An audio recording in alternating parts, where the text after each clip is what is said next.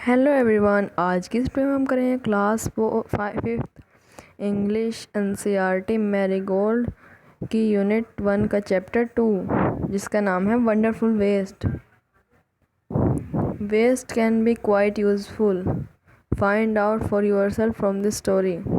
Waste भी हमारे लिए यूज़फुल हो सकते हैं, तुम्हें ये फाइंड आउट करना है स्टोरी में से।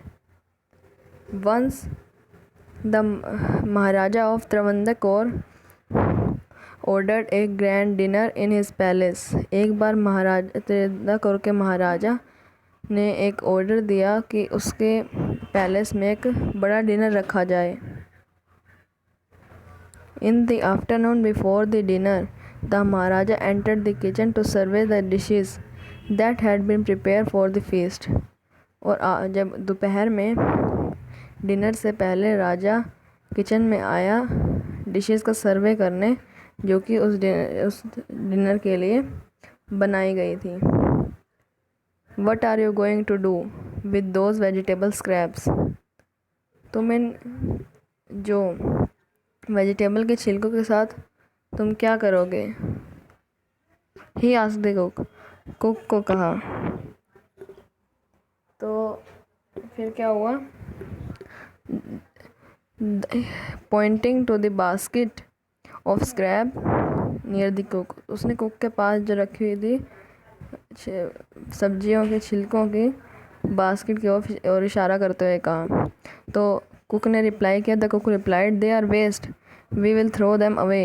ये वेस्ट हैं, मैं इन्हें साइड में कहीं फेंक दूंगा। You cannot waste all these bits and pieces of vegetables. Find a way to use them.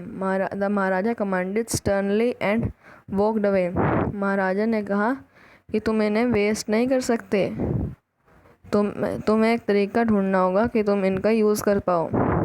महाराजा ने उसे डांट कर ऑर्डर दिया और वहाँ से चला गया।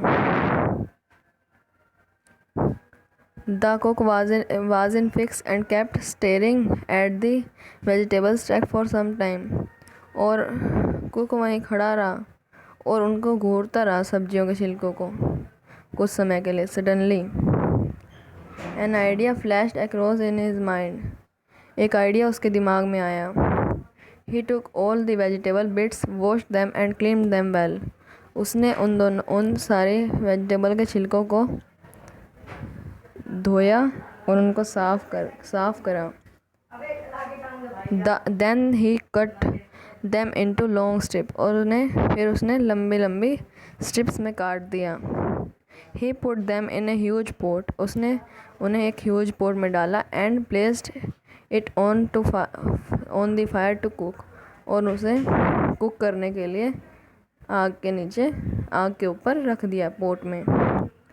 Next he ground some fresh coconut and green chilies and garlic together. और उसके बाद उसने कुछ कोकोनट और ग्रीन चिली मतलब हरी मिर्च और गार्लिक को मतलब पीसा। He added this paste into some salt to the cooking vegetables. उसने इन सारी चीज़ों को पकती हुई वेजिटेबल्स में डाल दिया। A tempting smell started coming from the pot, और उस पोट में से एक अच्छी सी स्मेल आने लग गई। Now he whipped some curd and added it to the curry. और उसने कुछ दही निकाली और उसे करी में ऐड कर दिया। He also poured a few spoonfuls of coconut oil and decorated the dish with curry leaves. उसने कुछ स्पून कोकोनट ऑयल डाला और उस डिश को करी लीव से डेकोरेट कर दिया। Lo and behold the new dish was ready, और कुछ समय बाद वो नई डिश रेडी हो गई। The cook served this new dish to the guest that evening, और उसने उस नई डिश को गेस्ट को सर्व करा उसी शाम को। Everyone was eager to know the name of new dish, और हर कोई उस डिश का नाम सुन के हैरान रह गया। The cook thought and thought, उस कुक ने सोचा और सोचता रहा। और then a name came to his mind, और उसके नाम में एक नाम आया। फिर ही नेम्ड इट एवियल वी उल। Avial became famous over Kerala, और एवियल फेमस हो गया केरला में, क्योंकि केरला का नाम ही तिरुवनंतपुरम था पहले। And is now one of the traditional dishes feast, और अब वो वहाँ का कल्चर बन चुका है। And imagine it all came from a basket of waste, और इमेजिन करो वो तो सिर्फ एक वेस्ट की बास्केट में से निकला था।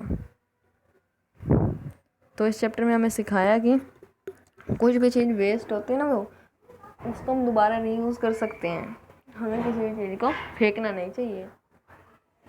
इसके कुछ न्यू वर्ड्स हैं, हम उन्हें डिस्कस करते हैं।